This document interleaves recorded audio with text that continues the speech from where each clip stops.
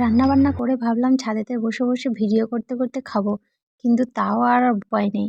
এখানে ছাদে একটা টব বানানো ছিল, টবটা কাঁচা, তবে এমনভাবেই ছেলেটা হাত লাগিয়ে ভেঙে ফেললো, বালিগুলো ছুটে যেয়ে ওর পাপার পাতে পড়লো। আর দিতেই ছেলে ভয় খেয়ে গেছে। তারপর আমিও ছুটে ছেলের পেছনে দৌড় মারলাম। ব্যাস, ও গুড়গুড় ভয়ে ছুট। বড় যখন বাজার থেকে ফেরে তখন আমি ছুটে যেয়ে বাজারের ব্যাগটা আগে উঠকে দেখি আমার পছন্দের কিছু জিনিস আছে নাকি, আমার পছন্দের কিছু সবজি আছে নাকি। তবে আজকে আমাকে বলে বসলো তোমার পছন্দের একটা জিনিস আছে এখানেতে। আর আজ আমি শাকগুলোকে উঠকে দেখলাম, মেথি শাক আনতে বলেছি, তার জায়গায় বেতো শাক এনেছে, পালং শাক এনেছে, পুনকো শাক এনেছে। তারপর ছেলের কিছু ফল আছে, সবজি আছে, সমস্ত কিছুই এনেছে। কিন্তু আমাকে বললো তোমার পছন্দের একটা মাছ এনেছি। তবে কি মাছ আমি সেটাই উঠকে আটকে দেখলাম। তারপর আমার নজরে পড়লো এই মাছটা। এটা আমার খুবই পছন্দের একটা মাছ। তো চলুন রেসিপিতে যাওয়া যাক। আজকে আমি এই মাছটা তেল ঝাল করব। এই মাছটার নামটা ঠিকঠাক আমার জানা নেই, তবে আমি জানি সামুদ্রিক মোরলা বলে। বিয়ের আগেতে এই মাছটা যখন বাজারে আমদানি থাকতো তখন ঠিক বাপি নিয়ে আসতো আমার জন্য, কিন্তু তখন প্রায় দিন পাওয়া যেত না। তবে আরামবাগ বাজারেতে সব সময় পাওয়া যায় এটা, তবে প্রতিদিন তো আর খেতে ভালো লাগবে না। তো আজকে এই মাছটা দেখে আমিও খুশি হয়ে গেছি। আর মাছটা প্রচন্ড পরিমাণে আঁশ থাকে আর প্রচন্ড পরিমাণে কাঁটাও থাকে। তারপর আমি মাছটাকে পরিষ্কার করে আঁশগুলোকে ছাড়িয়ে ধুয়ে বেছে নুন হলুদ মাখিয়ে নিচ্ছি। আর এই সাইড থেকে নিয়ে নিচ্ছি একটা গোটা টমেটো কাটা, আর ডুমো ডুমো করে পেঁয়াজ কাটা, আর আদা রসুন বাটা, সর্ষে 3টে শুকনো লঙ্কা বাটা, আর ধনেপাতা টুকরো করে রেখে দিয়েছি। আর আমার লাগবে কিছুটা পরিমাণে লবণ, কিছুটা পরিমাণে লঙ্কার গুঁড়ো, কিছুটা পরিমাণে হলুদ গুঁড়ো। তারপর আমি কড়াটাকে ভালো রকমভাবে গরম করে নিয়েছি। তারপর সরিষার তেল কিছুটা পরিমাণে দিয়ে দিয়েছি। তেলটা আমার যখন ভালো মতোভাবে গরম হয়ে গেছে তখন মাছগুলোকে আমি দিয়ে দিচ্ছি, আর ভালো করে উল্টিয়ে পাল্টে ভেজে নিচ্ছি। মাছগুলোকে আমি একবারে কড়াইতে দেবো না, আমি 3বারেতে ভাজবো এগুলো, না হলে একের ওপর একটা লেগে যেতে পারে।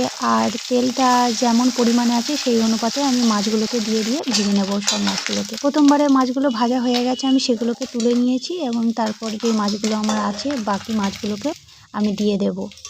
এইভাবে করে আমি সমস্ত মাছগুলোকে ভেজে নিচ্ছি। মাছগুলো খেতে যেমন সুন্দর, দেখতেও খুব সুন্দর। পুরো শরীরে রূপালি আঁশ দিয়ে ঢাকা, কিন্তু দেখে বুঝতে পারার জো নেই যে শরীরেতে এত আঁশ আছে বলে।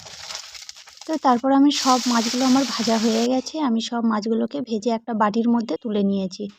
আর এবারে আমি যে সর্ষের তেলটা কিছুটা আছে আর কিছুটা পরিমাণে সর্ষের তেল আমি এতে দিয়ে দেব। তারপর যে ডুমো ডুমো করে পেঁয়াজগুলো কেটে রেখেছিলাম সেইগুলোই তেলের মধ্যে আমি দিয়ে দিচ্ছি।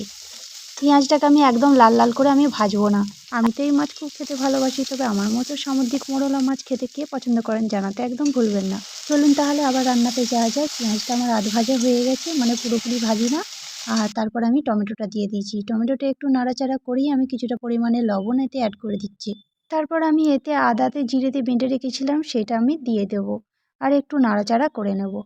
তারপর আমি একটু নাড়াচাড়া করেই শুকনো লঙ্কার সাথে সর্ষে বেটে রেখেছিলাম যে শিল ধোয়া জলটা আর কি, সেই জলটা আমি একটু দিয়ে দিচ্ছি। আর সর্ষে বাটাটা আমি কিছুটা আমি রেখে দিয়েছি। তারপর আমি দিয়ে দিচ্ছি কিছুটা পরিমাণে লঙ্কার গুঁড়ো, আর কিছুটা পরিমাণে দিয়ে দেবো হলুদ গুঁড়ো। হলুদ গুঁড়োটা একটু কম পরিমাণেই দেবো, কারণ মাছেতেও দেওয়া আছে আমার হলুদ গুঁড়ো।